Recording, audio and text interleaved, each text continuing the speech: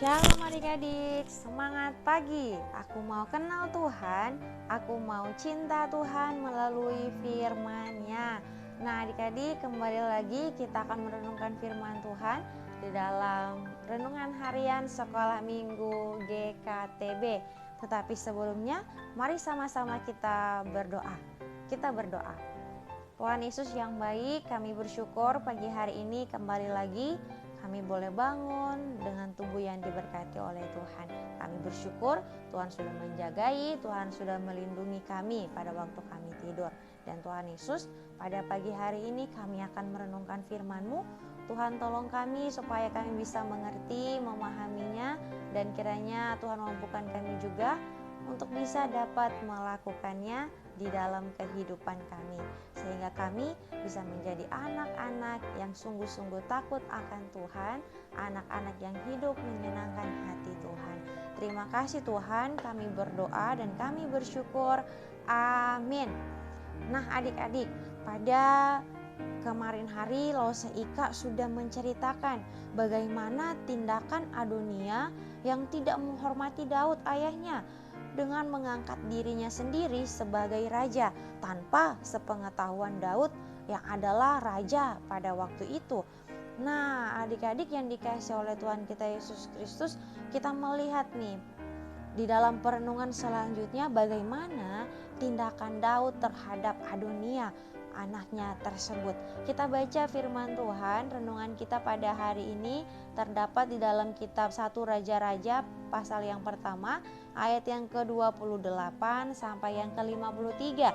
Tetapi pada pagi hari ini kita akan bacakan pada ayat yang ke-29 dan juga ayat yang ke-30. Adik-adik bisa melihat di screen HP-nya masing-masing atau juga bisa membuka Alkitabnya. Firman Tuhan berkata, lalu raja bersumpah dan berkata, demi Tuhan yang hidup yang telah membebaskan nyawaku dari segala kesesakan, pada hari ini aku akan melaksanakan apa yang kujanjikan kepadamu demi Tuhan Allah Israel dengan sumpah ini. Anakmu Salomo akan menjadi raja sesudah aku, dan dialah yang akan duduk di atas tahtaku menggantikan aku. Nah adik-adik, di dalam perenungan firman Tuhan ini, Batsheba yang adalah istrinya ketika dia melihat Adonai yang berusaha untuk menggantikan Daud sebagai raja, dia pun menanyakan nih kepada Daud tentang janjinya pada dahulu bahwa Salomo anaknya akan menjadi raja menggantikan Daud. Nah, Daud ketika dia mendengar hal ini pun Daud langsung bergegas untuk mengangkat Salomo menjadi raja. Nah, adik-adik, tetapi pada dahulu itu ketika ingin mengangkat seseorang menjadi raja, maka ada proses-proses yang harus dilakukan, yang harus dilaksanakan bagi mereka.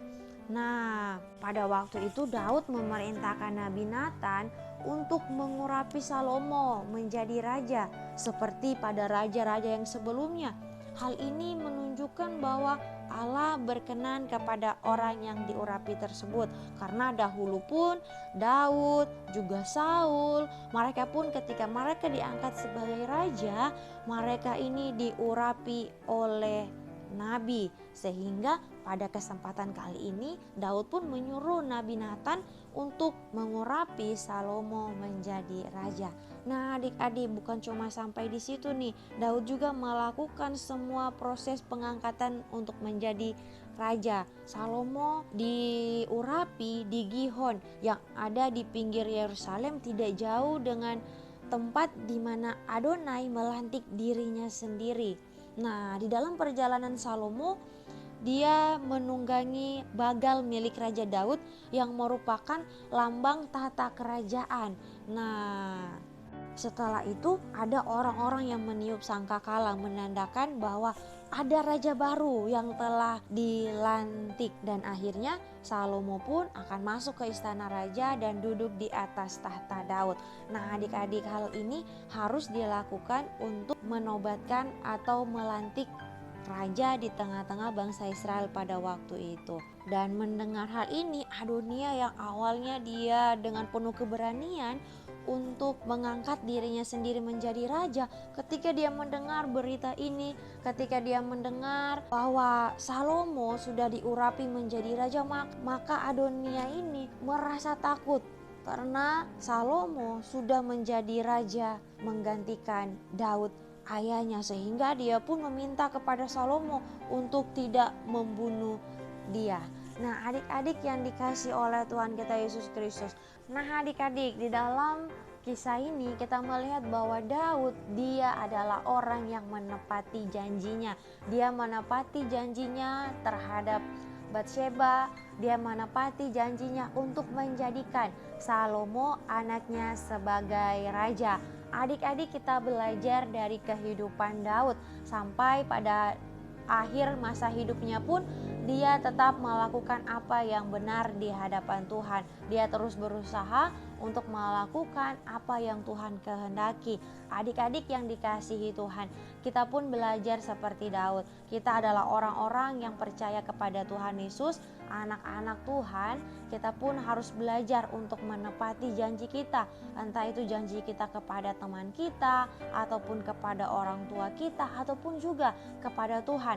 Seumpamanya nih, kita berjanji, Tuhan, hari ini saya mau renungan, besok juga saya mau renungan, dan pada hari-hari selanjutnya saya mau renungan. Nah, ketika kita sudah melakukan hal itu, maka tepatilah janji dengan sesuai yang kita janjikan kepada Tuhan. Ataupun mungkin ketika kita berjanji kepada orang tua, ingin membantu orang tua membereskan barang-barang kita, membereskan tempat tidur kita, mainan kita. Kita sudah berjanji nih bahwa kita akan beresin ketika kita bermain. Nah, maka tepatilah setelah kita menggunakan barang-barang yang ada, setelah kita bermain, maka permainan-permainan itu pun harus diberesin. Ataupun juga kita berjanji kepada teman kita untuk membagi makanan ataupun juga untuk memberikan sesuatu kepadanya, maka adik-adik tepatilah janji adik-adik. Karena apa? Karena ketika kita berjanji, maka kita harus menepati janji-janji kita. Karena Tuhan menginginkan hal itu ada dalam diri kita sebagai orang-orang yang mengasihi Tuhan. Demikianlah firman Tuhan, mari kita berdoa. Tuhan Yesus, kami bersyukur untuk firman Tuhan di pagi hari ini mengajarkan kami untuk menjadi anak-anak Tuhan yang mau menepati setiap janji-janji kami, baik itu terhadap Tuhan, orang tua, teman-teman kami, ataupun orang-orang yang lainnya. Terima kasih Tuhan, kiranya Tuhan menolong kami dan memberkati juga kedua orang tua kami di dalam pekerjaan mereka, dan memberkati kami juga di dalam aktivitas kami di hari ini. Di dalam nama Tuhan Yesus kami berdoa, amin. Nah, adik-adik, demikianlah renungan kita pada pagi hari ini. Kiranya Tuhan memberkati kita semua. Tetap jaga kesehatan dan happy weekend. Bye-bye adik-adik.